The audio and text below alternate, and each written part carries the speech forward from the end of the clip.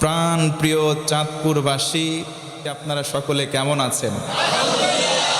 আমাদেরকে ভালো রেখেছেন কে? আজকে আলোচনার মধ্যে আমি ফুটিয়ে তোলার চেষ্টা করব কোন তিনটা খারাপ আমল, যে আমলগুলো মানুষ করলে আবশ্যিক জাহান্নামে যাবে। এমন তিনটা খারাপ কাজ, এমন তিনটা বাজে অভ্যাস, যেই তিনটা বাজে অভ্যাস বান্দা বান্দির ভেতরে থাকলে আবশ্যিক জাহান্নামে যাওয়া লাগবে। কেউ যদি শিরিক করে, আল্লাহ রব্বুল আলামিন বান্দাকে সুন্দর করে জানায়া দিলেন, গোলাম তুমি যদি শিরিক করো, মুশরিক হবা, তোমার জন্য জাহান্নাম অবধারিত, জান্নাত তোমার জন্য হারাম। আল্লাহ রব্বুল আলামিন বলেন, ইন্নাহু মান ইউশরিক বিল্লাহি ফাকাদ হারামাল্লাহু আলাইহিল জান্নাহ ওয়া মাওয়াহুন নার।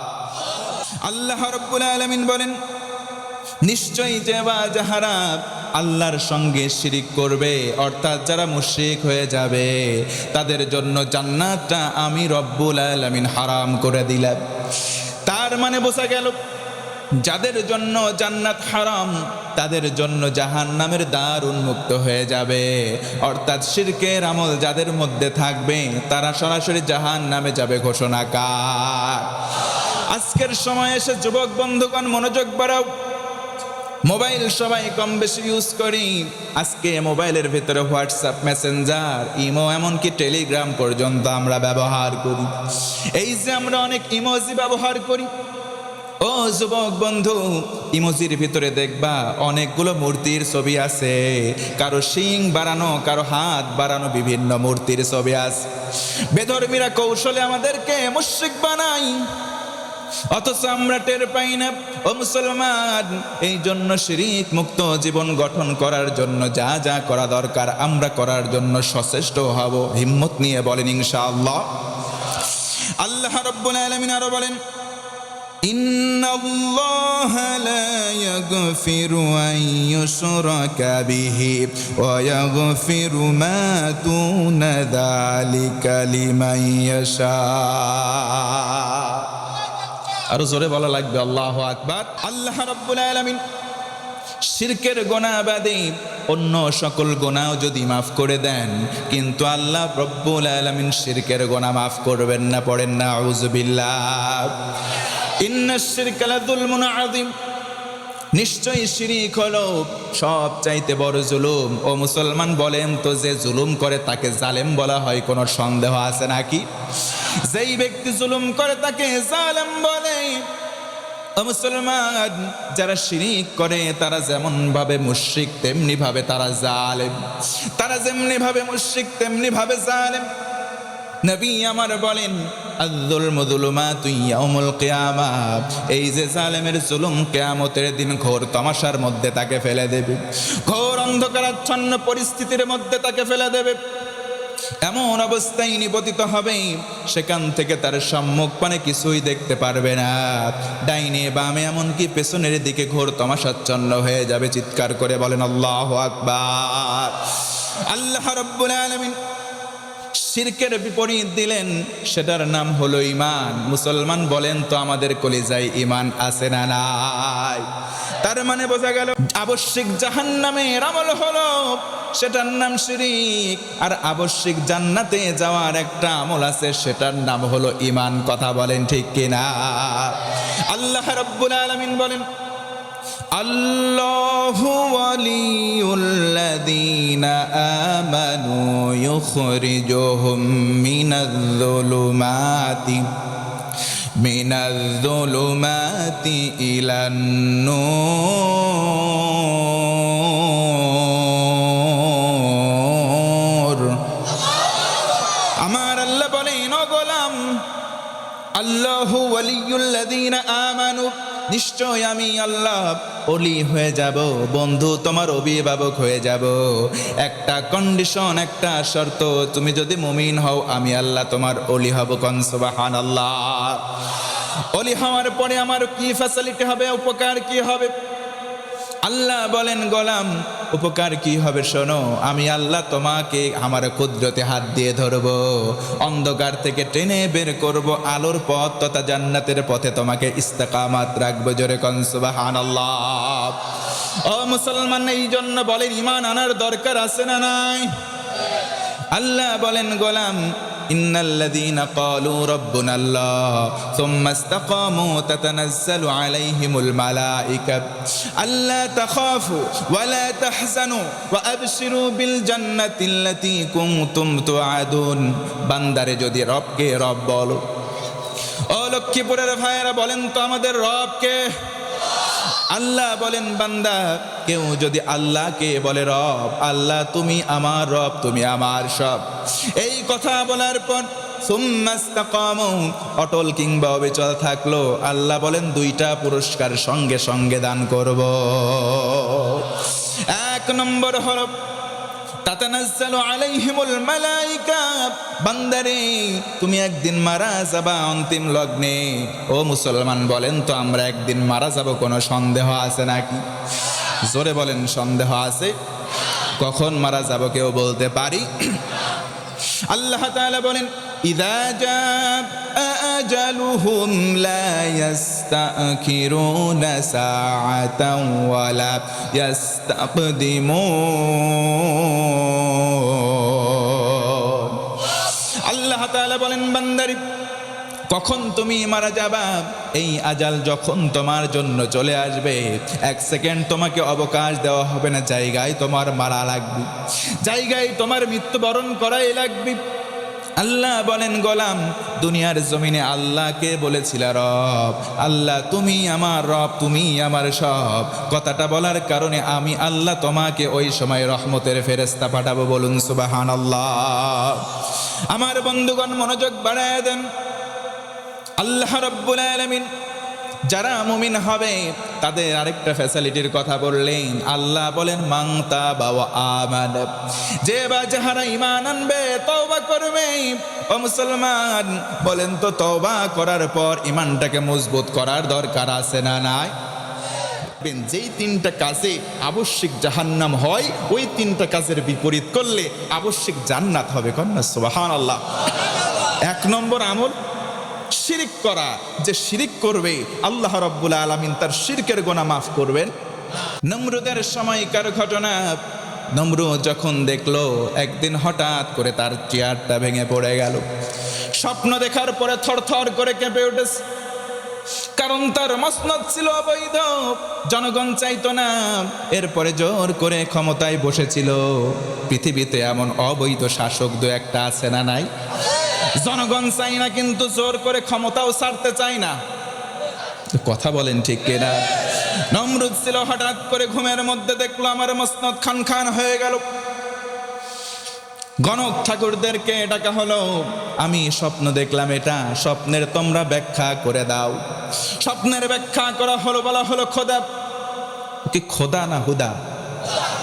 বলা হলো খোদা তোমার রাজ্যে এমন একজন আপকামিং অন দ্য সোন, খুব তাড়াতাড়ি একজন আসতেছে, তাওহীদের ঝান্ডা বাহিয়ে তোমার মসনদ ভেঙে চুরমার হয়ে যাবে। কোন সুবহানাল্লাহ। পুরুষের মধ্য থেকে আগমন করবে।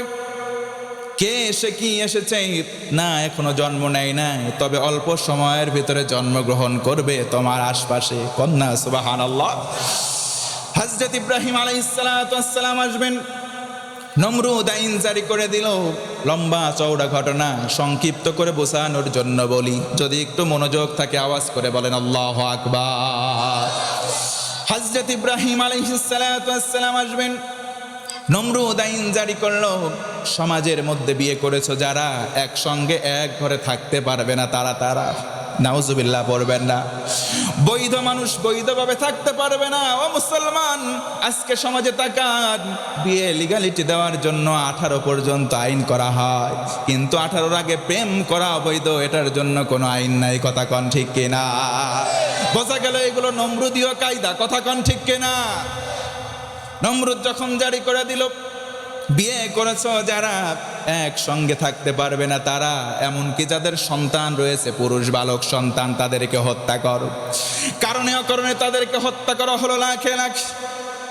এমনকি প্রেগনেন্ট সন্তান সম্ভবা হলো, তাদেরকে মার্কিং করা হলো, তাদেরকে কড়া নজরদারি করা হলো।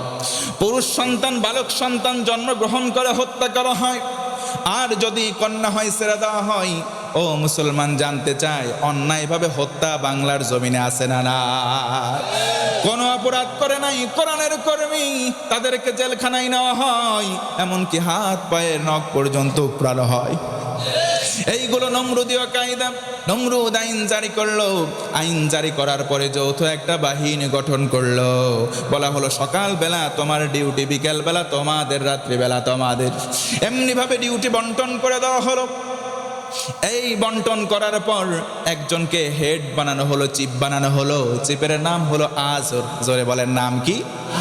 আজরকে যখন চিফ বানানো হলো, চিফ বানানোর পর, প্রধান বানানোর পর তার দায়িত্ব হলো শুধু সবাই ঠিক মতো দায়িত্ব পালন করছে কিনা দেখো। দেখতে দেখতে হঠাৎ একদিন রাত্রিবেলা আল্লাহর পক্ষ থেকে একটা প্রবাল হাওয়া চলে আসলো। ও মুসলমান, বলা যাবে না সুবহানাল্লাহ? একটু আওয়াজ করে বলেন তো আল্লাহু আকবার। ওই বাতাসের ভেতরে, হাওয়ার মধ্যে আল্লাহ দুইটা মেডিসিন মিঠালেন। এক প্রকার মেডিসিন যখন সেনাবাহিনী রয়েছে সবার গায়ে লেগে গেল, তন্দ্রার ভাব চলে আসলো, ঘুমের উদ্রেক হয়ে গেল। সব বাহিনীগুলো ঘুমানোর পরে ওই বাতাস লেগেছে আজরের গায়ে। আজরের ঘুম আসে নাই, আজরের যৌন উত্তেজনা বেড়ে গেল। কন্যা আল্লাহু আকবার। এর মানে বোঝা গেল বাহিনীগুলো ঘুমাবে যেদিন, নমরুদের মতো মানুষ যারা, তাদের পতনও ঠিক সেদিন হয়েছে। বাংলার জমিনে জনতা সাক্ষী, কথা কন ঠিক কিনা? আজর ঘুমানো হবার দিন সবাই যখন ঘুমের কোলে ব্যস্ত, চিন্তা করলো, হারে এই যে সময় যায়, আমার স্ত্রীর সঙ্গে কতদিন দেখা নাই, মিথ্যা খোদার জ্বালাই। নিজের দলের কর্মী, প্রধান দায়িত্ব দেওয়ার পর কেমনে ভঙ্গ করি, স্ত্রীর কাছে কিছু ঘনিষ্ঠ সময় কাটায়। আল্লাহর মেহেরবানিতে ওই অন্তরঙ্গ সময় আমার আল্লাহ তার খলিলকে কবুল করেন। জোরে কোন সুবহানাল্লাহ। মায়ের গর্ভে প্রবেশ করে যায় ইব্রাহিম নবী আলাইহিস সালাতু ওয়াস সালাম। কিন্তু মজার বিষয়, ইব্রাহিম নবীর মা গর্ভধারণ করেছে তো কি? পৃথিবীতে দুইটা নবীর ব্যাপারে আমার আল্লাহ উসওয়াতুন হাসানা শব্দ কোরআনে ব্যবহার করেছেন। এক নম্বর আমাদের নবী মুহাম্মদ সাল্লাল্লাহু আলাইহি ওয়াসাল্লাম, আর দুই নম্বর হলেন ইব্রাহিম খলিলুল্লাহ। একবার বলেন তো সুবহানাল্লাহ। ইব্রাহিম নবী যখন পেটের মধ্যে চলে আসলেন, আমিনার মতো তার মা গর্ভ ধারণ করলেন, কিন্তু তার পেটটা থাকে স্বাভাবিক, কখনো উঁচু হয় না। আশপাশের কেউ বুঝতে পারে নাই। যখন ডেলিভারির সময় হলো, লম্বা ঘটনা, সেদিকে যাব না, একটা পাহাড়ের পাদদেশে তিনি চলে গেলেন। কারণ যদি ছেলে হয় হত্যা করা হবে, মেয়ে যদি হয় বাঁচিয়ে রাখা হবে। নিজের সন্তান, নিজের কলিজার মধ্যে ব্যথা আছে, মায়ের কথা কন ঠিক কিনা? মা চলে গেলেন নিভৃত একটা পাহাড়ের পাদদেশ, ভূমিষ্ঠ হয়ে গেল। আল্লাহ পাকের মেহেরবানিতে তিনি দেখলেন একটা উজ্জ্বল সন্তান জন্মগ্রহণ করেছে। কোন সুবহানাল্লাহ। চিন্তা করলেন যদি বাড়িতে নিয়ে যায় ওর বাবাকে হত্যা করবে, কি করা যায় এখানে? আমি লুকিয়ে রেখে গেলাম, একটু পর পর এসে আমি দুধ পান করিয়ে যাব। তিনি তাই শুরু করলেন। আল্লাহর কি মুআজিজা! কয়েকদিনের ব্যবধানে ইব্রাহিম নবী আলাইহিস সালাতু ওয়াস সালাম স্বাভাবিক বাচ্চাদের থেকে একটু গ্রোথ বড় হয়ে গেলেন। সুবহানাল্লাহ। কয়েকদিনের ব্যবধানে বড় হলেন। কিছুদিন পর তিনি যখন কথা শুরু করলেন, বললেন, মা ওই যে দেখা যায়, দেখে লম্বা লম্বা গাছ, এই গাছের নাম কি? মা বলে, এটার নাম অমুক গাছ। মা এই যে পশু প্রাণী দেখা যায়, এইগুলো কি? এইগুলো গরু, এইগুলো দুম্বা, এইগুলো উট। ও মা, ছোট্ট মানুষ এবার প্রশ্ন, বলো তো মা, এগুলোর রব কে? সুবহানাল্লাহ নাই? মা বললে, এগুলোর মালিক তোমার বাবা, এইগুলোর রব তোমার বাবা। রব অর্থ মালিক। ওই সময় বলল তার আজর। বাচ্চা সঙ্গে সঙ্গে প্রশ্ন করলো, মা বলো তো দেখি আজরের রব কে? সুবহানাল্লাহ। মা তখন বলল, কি ব্যাপার, এই বাচ্চার প্রশ্ন কেন এমন উল্টা পাল্টা? যেহেতু নমরুদের অধীনে তার বাবা চাকরি করে, এই জন্য মা ইনস্ট্যান্ট বলে দিল, তোমার বাবার রব হলো নমরুদ। ছোট্ট বালক ইব্রাহিম নবী তাওহীদের ঝান্ডাবাহী, তিনি বললেন, মা বলো তো নমরুদের রব কে? মা তখন মুখটা চেপে ধরেছে, মুখের উপরে আঘাত, ছোট্ট করে আঘাত। বাবারে এতক্ষণ যা বলেছিস এই কথা সমাজে বলা যাবে না, যদি বলিস তোর নামে মিথ্যা মামলা হবে, হামলা হবে, মৃত্যুদণ্ডও হতে পারে। ছোট্ট ছোট্ট ইসলামী আন্দোলনের কর্মীদেরকে তাকান, ও আমার মা যারা আমার কণ্ঠ শোনেন তাদেরকে বলি, মা আমরা সেই ইব্রাহিম নবীর চেতনা লালন করি, কথা কন ঠিক কিনা? আমাদের বাচ্চারাও যদি ইসলামী আন্দোলনের কর্মীতে সামিল হয়ে যায়, আপনি তাদের মুখ বন্ধ করবেন না, কারণ তারা তাদের বাপের কথা বলে না, দাদা 14 বংশের কথা বলে না, তারা তাওহীদের কথা বলে, কথা বলেন ঠিক কিনা? ইব্রাহিম নবীকে মুখ চাপিয়ে দেওয়া হলো, নবী আমার মন খারাপ করলেন, একা একা চলে গেলেন। দেখলেন আহারে আমার রবকে এটা জানতে হবে, সুবহানাল্লাহ পড়ে। তিনি দেখতে পেলেন ছোট্ট একটা তারকা, চিন্তা করলেন এটা আমার রব হতে পারে, কিন্তু না, একটু পরে দেখলেন একটা বড় চাঁদ দেখা যায়, ভাবলেন এটাই হয়তো আমার রব। আবার যখন রাত্রি শেষ হয়ে গেল, চাঁদ যখন নাই হয়ে গেল, তখন চিন্তা করলেন না এটাও আমার রব নয়। সকালবেলা যখন সূর্যটা উদয় হলো, চিন্তা করলেন এটা হয়তো আমার রব হবে। সন্ধ্যা যখন অস্তমিত হয়ে যাবে, তখন সূর্য ডুবে যায়, ডুবু অবস্থায় চিন্তা করলেন যে এই জিনিস ডুবে যায়, হারিয়ে যায়, সেইগুলো আমার রব হতে পারে না, সুবহানাল্লাহ কোন। তিনি চিন্তা করলেন ইন্নী ওয়াজ্জাহতু ওয়াজহিয়া লিল্লাযী ফাতারাস সামাওয়াতি ওয়াল আরদা হানিফাও ওয়া মা আনা মিনাল মুশরিকিন।